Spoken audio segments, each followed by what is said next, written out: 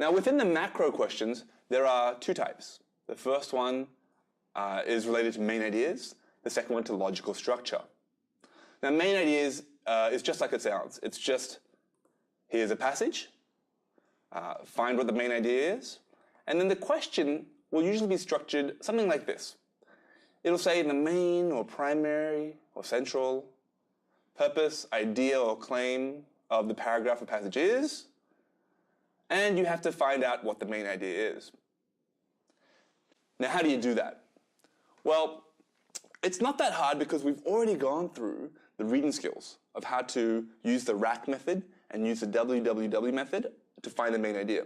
So we're going to take that.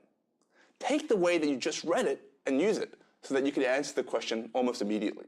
It's super simple. Let's take a look. So here's the passage. If you remember, we did break this passage down already, and these were the main points for the paragraphs that we had established. Here's an example of the type of question you would encounter.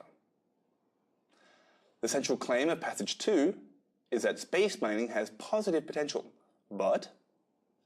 So you can see that the questions are already kind of set up the main idea. It's given us the first part, and we need to complete the sentence. Okay? So let's take a look at passage 2 again. We're going to read just the sentences that we identified as the main ideas, and have that picture in our mind as we attempt the question. So here we go. The motivation for deep space traveling is shifting from discovery to economics.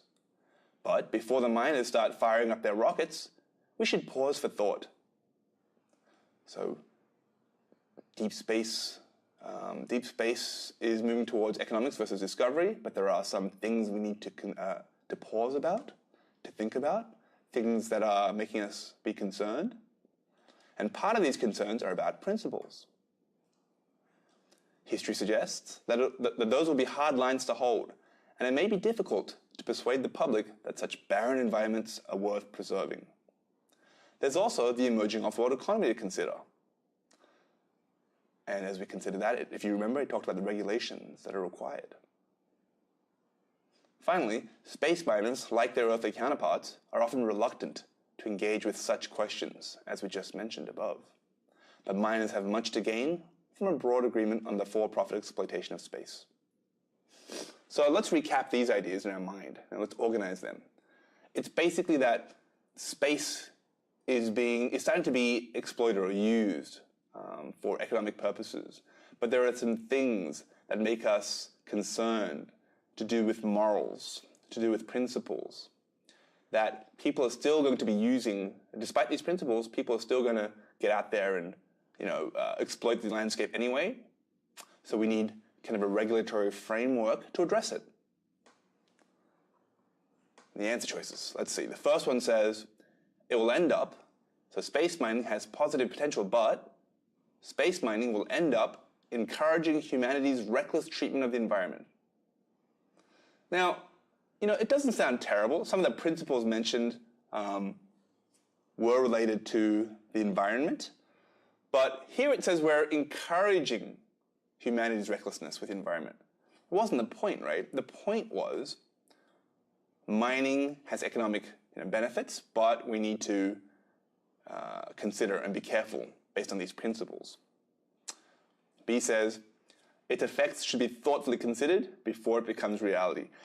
That seems to work, doesn't it? Because space mining has positive potential was the first paragraph about how it's moving towards economics and we're going to use resources. And the majority of the paragraphs were about the potential pitfalls or things we need to stop and consider. So I'm pretty sure B's the answer at this point. But let's double check C and D. Such potential may not include replenishing key resources that are disappearing on Earth. Again, too specific. We didn't really focus on that in the essay. In fact, it's not that we didn't focus on it, it wasn't even mentioned. So that's a clear wrong answer there. D, experts disagree about the commercial viability of the discoveries it could yield. Again, there's no disagreement about its commercial viability, so it's totally irrelevant. At this point, those were kind of on the easier side of the questions, because sometimes there are really hard answer choices. And those ones are usually because an answer choice will be exactly what you found in the passage, but it's a trick, but it's only going to be from like 1 or 2 paragraphs, okay? So that's something to really consider. Find the answer that tries to describe as much of the passage as possible, not just 1 or 2 paragraphs, okay? These ones are all kind of irrelevant, but remember that if you find more than one answer, that is relevant. So to recap, the main idea of a paragraph is the same as you identified it during active reading. And it's a reason why I really love doing the active reading first. It bangs out this particular issue, but it also helps you understand the passage better so that you can tackle the other questions. Finally, as I just mentioned, the main idea of a paragraph connects the ideas you identified during active reading. You want the idea that connects the majority of the passage, not just 1 or 2. Okay? Oh, and just as a reminder, we didn't really tackle it because it was already kind of done, but the main idea for paragraphs themselves, sometimes it asks you about a main idea for a paragraph. I didn't tackle it because we already did it. That's the active reading. So what's the main idea of a paragraph? It's the one we just underlined. You're not always going to find that as the answer choice, but same idea, same principle. If you have, multiple sentences that describe the paragraph, you pick the one sentence that describes and connects the majority of the sentences within that paragraph. So it's the same idea in miniature. Okay?